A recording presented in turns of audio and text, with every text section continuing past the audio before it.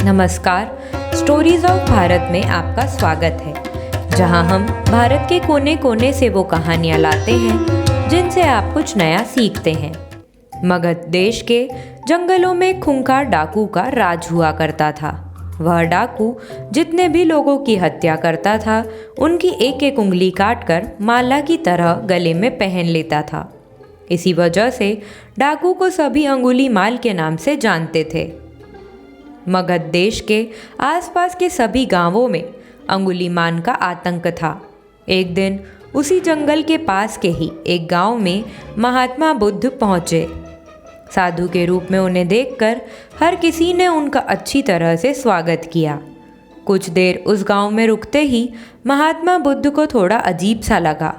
तभी उन्होंने लोगों से पूछा, आप सभी लोग इतने डरे और सहमे सहमे से क्यों लग रहे हैं? सबने एक एक करके अंगुलीमाल डाकू द्वारा की जा रही हत्याओं और उंगली काटने के बारे में बताया। सभी दुखी होकर बोले कि जो भी उस जंगल की तरफ जाता है उसे पकड़कर वो डाकू मार देता है।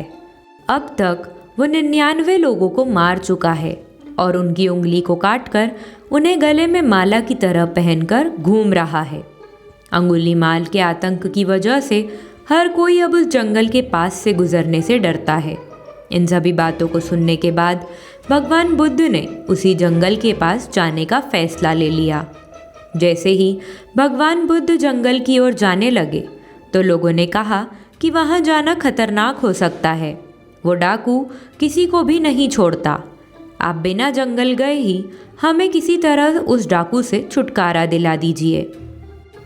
भगवान बुद्ध सारी बातें सुनने के बाद भी जंगल की ओर आगे बढ़ते रहे। कुछ ही देर में बुद्ध भगवान जंगल पहुंच गए। जंगल में महात्मा के भेष में एक अकेले व्यक्ति को देखकर अंगुलीमाल को बड़ी हैरानी हुई। उसने सोचा कि इस जंगल में लोग आने से पहले कई बार सोचते हैं, आ भी जाते हैं तो अकेले नहीं आते और डरे हुए होते हैं। ये महात्मा तो बिना किसी डर के अकेले ही जंगल में घूम रहा है। अंगुलीमाल के मन में हुआ कि अभी इसे भी खत्म करके इसकी उंगली काट लेता हूँ। तभी अंगुलीमाल ने कहा, अरे आगे की ओर बढ़ते हुए कहाँ जा रहा है? ठहर भी जा अब। भगवान बुद्ध ने उसकी बातों को अनसुना कर दिया। फिर गुस्से में डाकू बोला, मैंने कहा रुक जाओ। तब भगवान ने उसे पलट कर देखा कि लंबा चौड़ा बड़ी बड़ी आंखों वाला आदमी जिसके गले में उंगलियों की माला थी, वो उन्हें घूर रहा था। उसकी तरफ देखने के बाद बुद्ध दोबारा से चलने लगे। गुस्से में तमतमाते हुए अंगुलीमाल डाकू उनके पीछे अपनी तलवार लेकर दौड़ने लगा। डाकू जितना भी दौड़ता लेकिन उन्हें पकड़ नहीं पाता। दौड़ दौड़ कर वो थक गया। उसने दोबारा कहा, रुक जाओ वरना मैं तुम्हें मार दूंगा और तुम्हारी उंगली काटकर मैं 100 लोगों को मारने की अपनी प्रतिज्ञा पूरी कर लूँगा।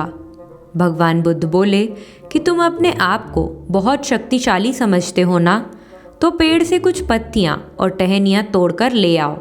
अंगुलीमाल ने उनका साहस देखकर सोचा कि जैसे ये कह रहा है कर ही लेता हूँ। वो थोड़ी देर में पत्तियाँ और टहनियाँ तोड़कर ले आया और कहा, ले आया मैं इन्हें। फिर बुद्ध जी कहने लगे, अब इन्हें दोबारा पेड़ से जोड़ दे। यह सुनकर अंगुलीमाल बोला, तुम कैसे महात्मा हो? तुम्हें नहीं पता कि तोड़ी हुई चीज़ को दोबारा नहीं जोड़ सकते हैं। भगवान बुद्ध ने कहा कि मैं यही तो तुम्हें समझाना चाहता हूँ कि जब तुम्हारे पास किसी चीज़ को जोड़ने की ताकत नहीं है तो तुम्हें किसी वस्तु को तोड़ने का अधिकार भी नहीं है। किसी को जीवन देने की क्षमता नहीं तो मारने का हक भी नहीं। यह सब सुनकर अंगुलीमाल के हाथों से हथियार छूट गया। भगवान आगे बोले, तू मुझे रुक जा कह रहा था। मैं तो कब से स्थिर हूँ। वो तू ही है जो स्थिर नहीं है। अंगुलीमाल बोला, मैं तो एक जगह पर खड़ा हूँ तो कैसे अस्थिर हुआ और आप तब से चल रहे हैं। बुद्ध भगवान बोले, मैं लोगों को क्षमा करके स्थिर हूँ और तू हर किसी के पीछे उसकी हत्या करते हुए भागने की वजह से अस्थिर है।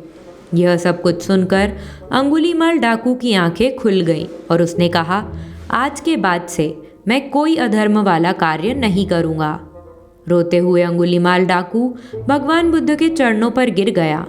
उसी दिन अंगुलीमाल ने बुराई का रास्ता छोड़ा और वो बहुत बड़ा सन्यासी बन गया। इस कहानी से हमें सीख मिलती है कि सही मार्गदर्शन मिलने पर व्यक्ति बुराई की राह को छोड़कर अच्छाई को चुन लेता है। कमेंट सेक्शन में ज़रूर बताइएगा कि आपको यह कहानी कैसी लगी। धन्यवाद।